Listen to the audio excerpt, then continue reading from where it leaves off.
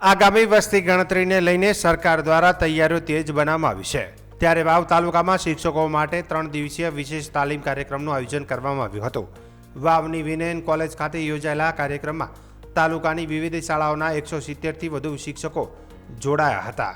વાવ મામલતદાર KL ગૌસ્વામીની અધ્યક્ષતામાં યોજાયેલા આ તાલીમ કાર્યક્રમમાં શિક્ષકોને વસ્તી ગણતરીની સમગ્ર પ્રક્રિયા અંગે વિગતવાર માર્ગદર્શન આપવામાં આવ્યું હતું, જેમાં માહિતી એકત્રિત કરવાની પદ્ધતિ, સરકારના માર્ગદર્શકો તેમજ ઓનલાઈન અને ફિલ્ડ લેવલની કામગીરી અંગે સમજણ અપાઈ હતી। વાવ નાયબ મામલતદાર હીરાભાઈ વેણાએ જણાવ્યું હતું કે વસ્તી ગણતરી 2 તબક્કામાં હાથ ધરાશે। પ્રથમ તબક્કામાં ઘર અને પરિવારની પ્રાથમિક વિગતો લેવામાં આવશે, જ્યારે બીજા તબક્કામાં વ્યક્તિગત માહિતીનું સંકલન કરવામાં આવશે। કાર્યક્રમ દરમિયાન 6 માસ્ટર ટ્રેનરો દ્વારા શિક્ષકોને થિયરી તેમજ પ્રેક્ટિકલ તાલીમ આપવામાં આવી હતી।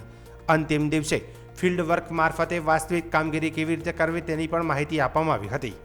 અધિકારીઓ તમામ શિક્ષકોને જવાબદારીપૂર્વક અને ચોકસાઈથી કામગીરી પૂર્ણ કરવાની અપીલ કરી હતી।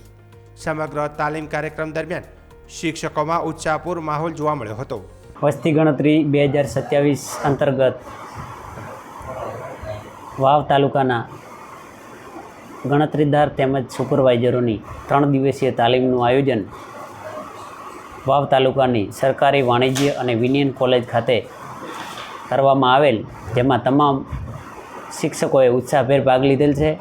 કુલ 6 માસ્ટર ટ્રેનર તેમજ ગણતરીદાર અને સુપરવાઇઝર એમ કુલ મળીને 170 સ્ટાફનું તાલીમનું આયોજન કરવામાં આવેલ અને તમામ શિક્ષકોએ ઉત્સાહભેર ભાગ લીધેલ હોય અને વસ્તી ગણતરી 2 તબક્કામાં યોજાનાર હોય વાવ તાલુકાની તમામ જનતાને શિક્ષકોને વસ્તી ગણતરીની કામગીરીમાં પૂરતો સહયોગ આપવા નમ્ર અપીલ છે।